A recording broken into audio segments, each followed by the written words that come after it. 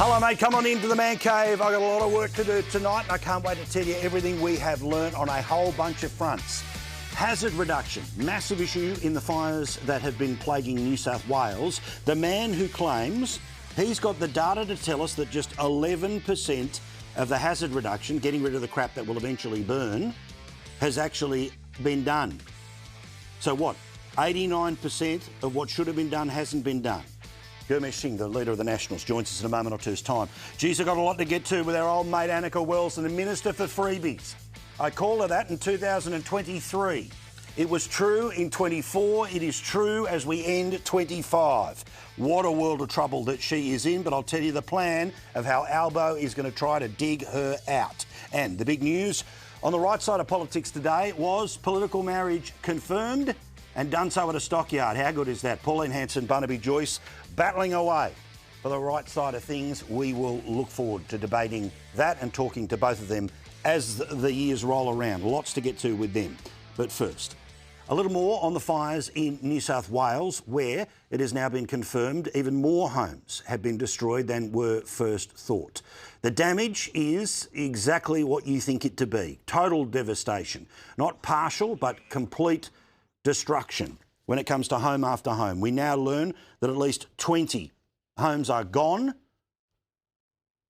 And of course, with it, many people, their emotions are sky high, because now that the fires have passed and they can start to see the rubble, this is when they start to realise what is in front of them. And it is a very big journey. So sorry, buddy. Baby's all okay. We literally ran. I'm not even exaggerating. There was fire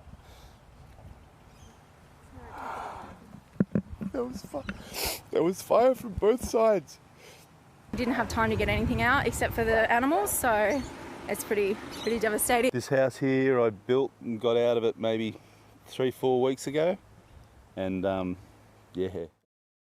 We also learned today that one of the people who was trying to save those homes, and in actual fact was trying to save his fellow firefighters, a 59-year-old, has died in a fire a little further up the highway, closer to Newcastle.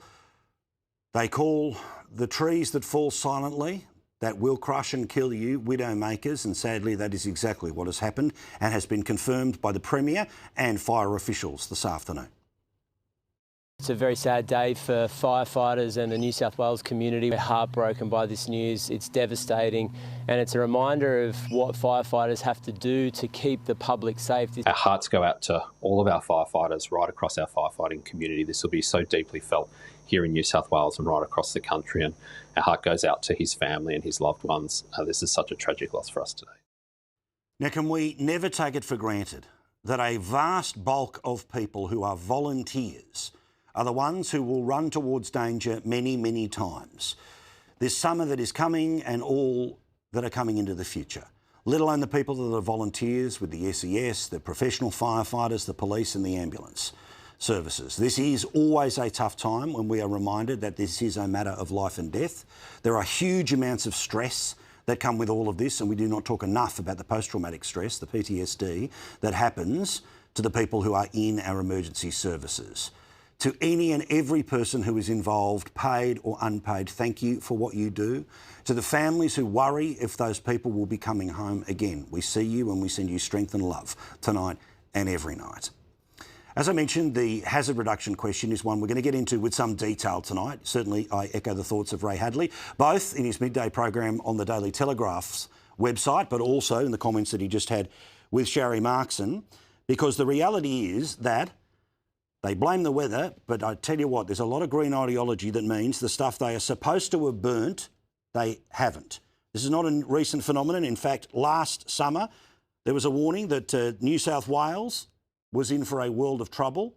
Just 11%, as we said before, has been burnt. 89% is currently in a scenario where the areas that they have identified as necessary, because if you don't get rid of it, then the fire will surge. And as I said, a year earlier, they fell short on their targets. Virtually every year they have fallen short on these targets. Now, they'll blame everything from COVID to the wind, but the truth here is what is not burnt this summer in hazard reduction becomes a threat next summer.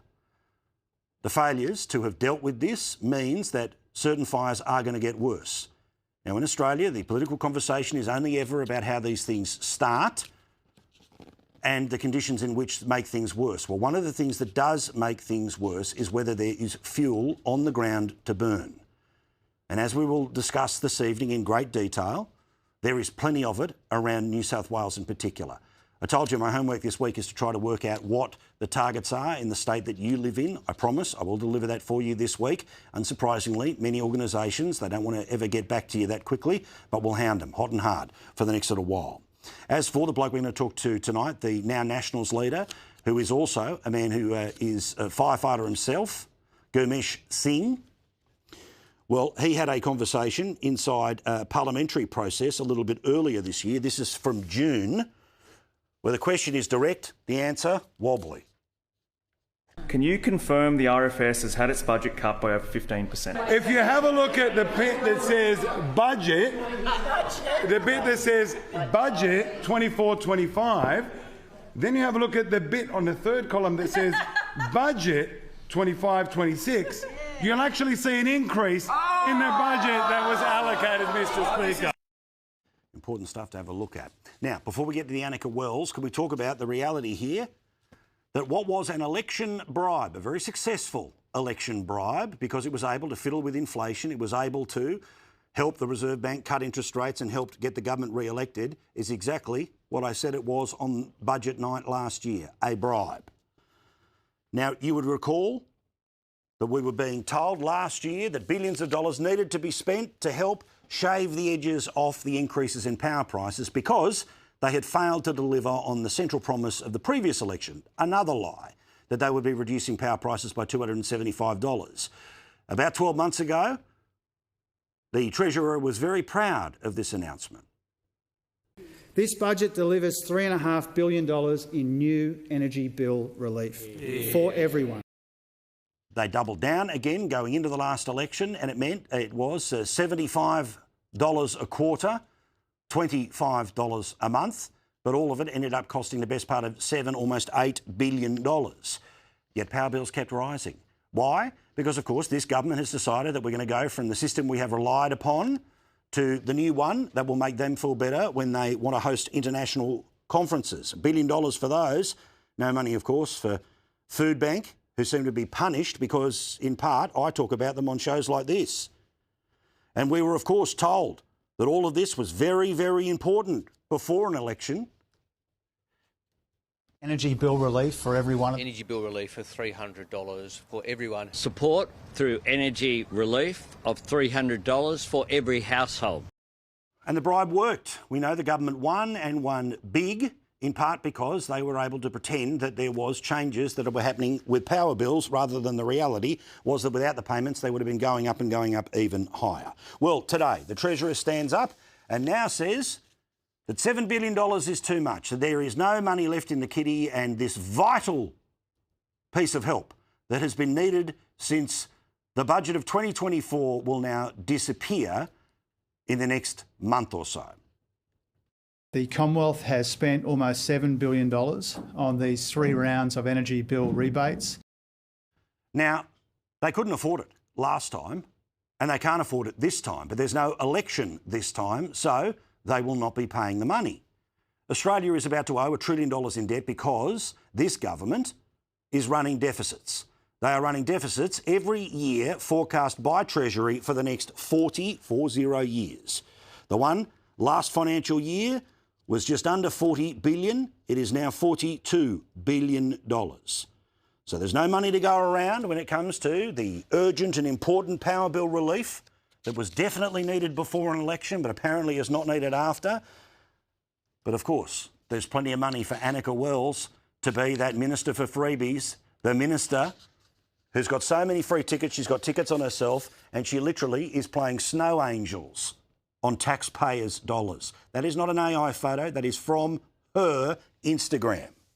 Which brings me to the story of today.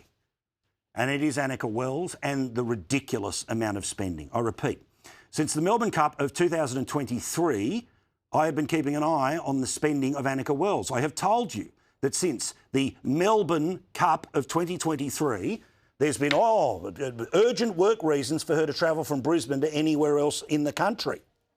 And today, the defence was, it's all within the rules and you're entitled to your own opinion. Well, our opinion is this stinks, no matter how hard they spin.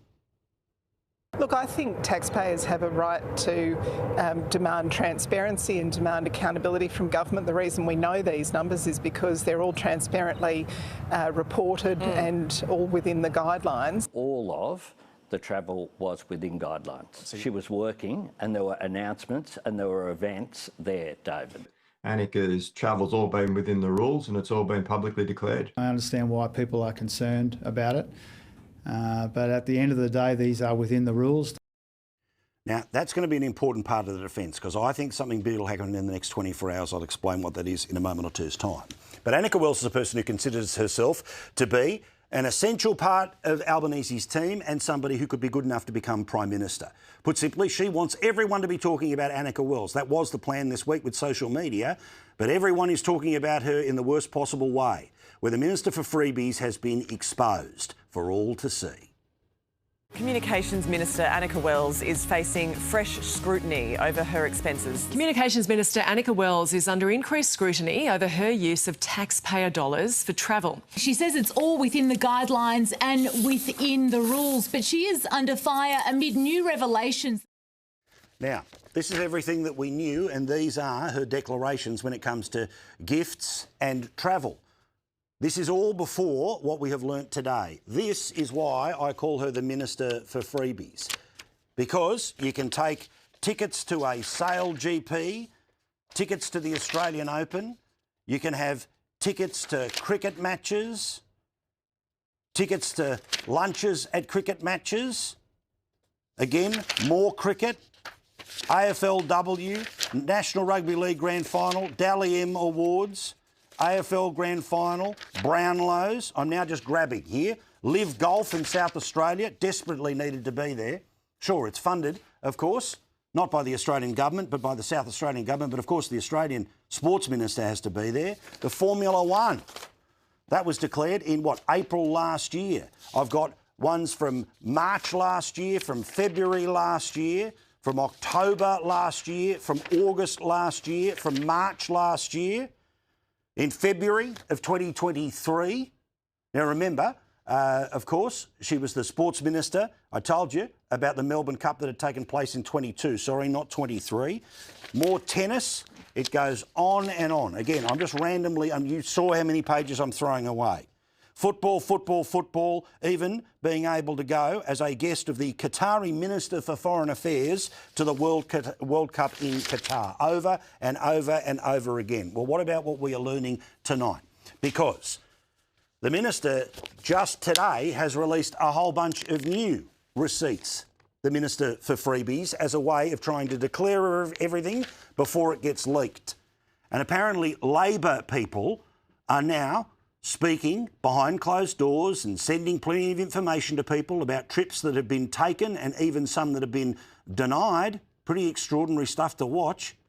Well, in the Sydney Morning Herald, The Age and the Brisbane Times, they have a story this evening that Wells charged $1,000 for a Comcart just to sit there for 7 hours while she, +1, it's always +1 with her, be it a staffer, a mate or her husband, to sit there and watch the tennis. Again, Australian taxpayer money is not involved in the men's final and the women's final of the Australian Open. This is just a chance to sit right at the front of the bus, to have the best seats in the house.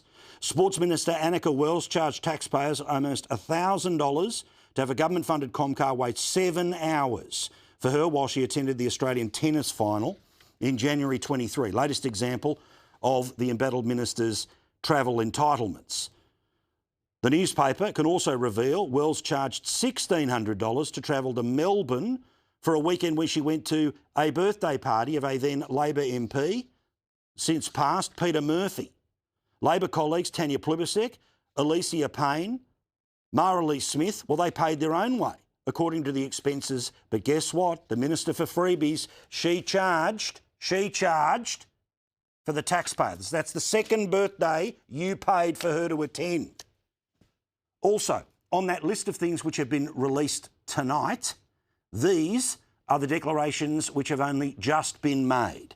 She went to the Motorsport Australia President's Dinner on your dollar. She went to the AFL Hall of Fame dinner, 2 tickets on your dollar.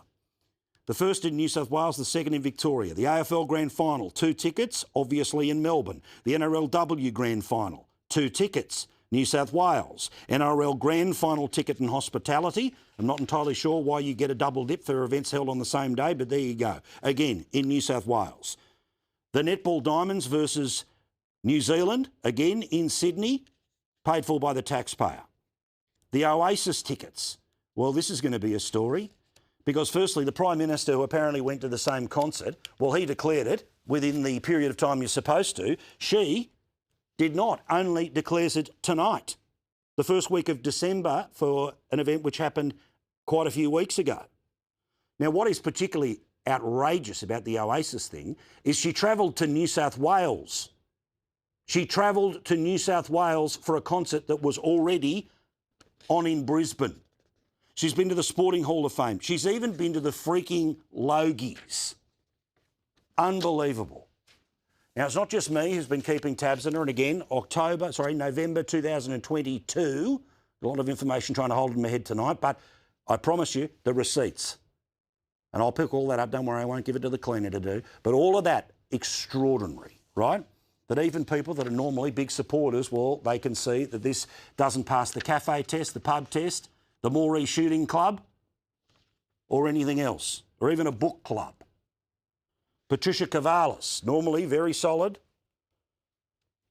Trust in democracy is on a downward trajectory, and stories about politicians seem to be living it up on the taxpayer's purse become more acute when the public is already rolling their eyes about politicians and, quote, Canberra. James Massola, who literally wrote an article why the PM's lodge wedding passes the pub test, is calling BS on the Minister for Freebies. This week was supposed to be a triumph for Wells. Instead, it's a trial. My apologies. She is a high-powered minister with a young family and nobody asks her to be an old-style politician who never sees their children. That's why family reunion entitlement exists. But at a time when Australians are sweating big power bills and huge mortgages and rent demands, it beggars belief that the minister thought it was fine to organise so many family reunion flights with her husband, often only for a day. Of course, connected to the nation's most iconic sporting events. A little more logical, and not somebody who's backing in this government, but always calls balls and strikes, our mate Philip Curry. Again, Financial Review. The Minister for Scarves. I'm sticking with Minister for Freebies, but that's pretty good. Minister for Scarves. Why? Because, of course, she wears a different one at every one of these freebie events. A world of trouble.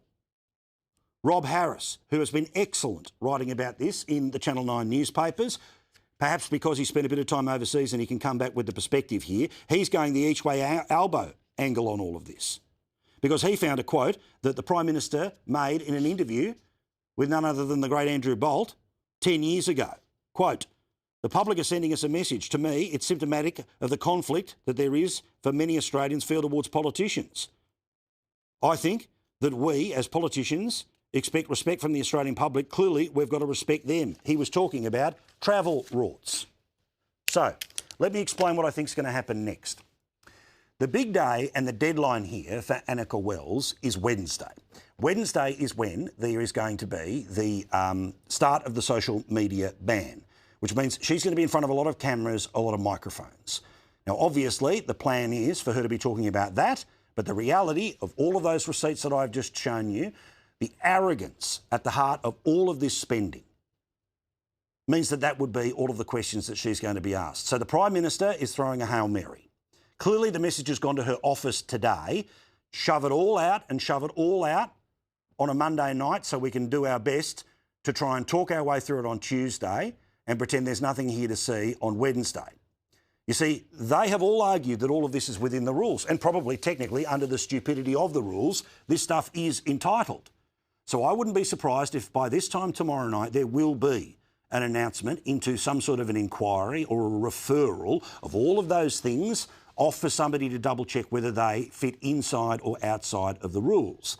Being a rigged process, because of course, The loopholes in all of this are big enough for you to drive a truck through, or a Comcar in the minister's case. It'll just have to wait 7 hours before she's ready to jump in the back of it.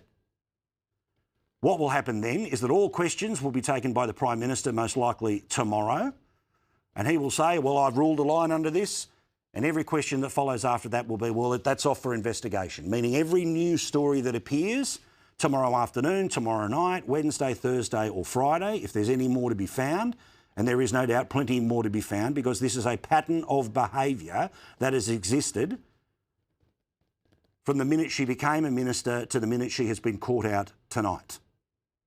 That will then mean that on Wednesday, when the minister is out there spruiking the social media ban, most likely friendly media, who will either ask one question or move on, or have been heavily briefed that all of this is under investigation now, and I'm happy for everyone to see that process play out. The reality is then they play shut up for a few days, for a few weeks, and then when the report comes out, probably on the Friday ahead of a long weekend or a couple of days before Australia Day, which of course will exonerate her because, again, the rules are written in such a ridiculous fashion that she will be able to claim that flying from Brisbane to Sydney to see Oasis, when Oasis, she clearly could have got a free ticket to Brisbane, but she chose not to. I'm pleased to know which part of her official duties as the sports minister or the communications minister means that you're able to claim work expenses for being able to fly to and fro Sydney to go to an Oasis concert. But again, that's how they'll sweep it under the rug. And if you missed it before, Peter Credlin had a spectacular piece of analysis because, of course, she knows how this system works. I'll show you in a few minutes what she had to say about what the Prime Minister's office would have known about almost every one of those outrageous expenses from the Minister for Freebies. Plenty to talk about, but that's my plan. By this time tomorrow night, official inquiry. And remember, in government, you only launch an inquiry when you know where it's going to go. You shove out as much information between now and then. So she's declared it all. The media, already I was watching people today talking about, oh, this has gone on for 6 days. Like, oh, goodness me, how boring to cover a scandal. I've been onto this, and her payments, I repeat, since November 2022. The Minister for Freebies. I'm glad she's being exposed. She won't lose her job because, of course, Albo can never admit fault, but the fault is obvious. The waste is outrageous. This is a person, if they had any decency, would at least step away from one of the two portfolios that produce these freebies, but of course she won't. Why? Because that would be an admission she's done something wrong. And in her heart of hearts, she believes she's done nothing wrong. On the same day, the government is removing a little bit of help with electricity bills that was so vital before an election but is now so unneeded after an election. They take the piss, and they do so because they know that they will probably get away with it. Remember how you feel tonight about Anika Wells. Remember how you feel about the Prime Minister tonight. Discuss it over summer, and do not forget when, again, the report comes out and there's nothing to see here. Now, about the social media ban, and again, as a father of kids, I want them to be kids for as long as possible. As a father of kids, I don't have mobile phones for my kids. Yes, they do have access to my devices if they want to sit next to me and have a little bit of a look around. I don't mind. They've got to learn how this stuff works. But the social media ban, it kicks in on Wednesday, hence why I say what I say about what's going to happen tomorrow.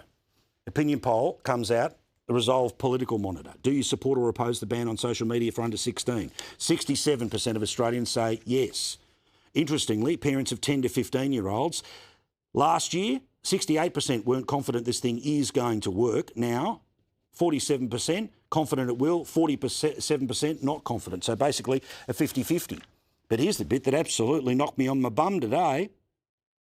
Only 29% of parents are going to actually fully enforce the ban.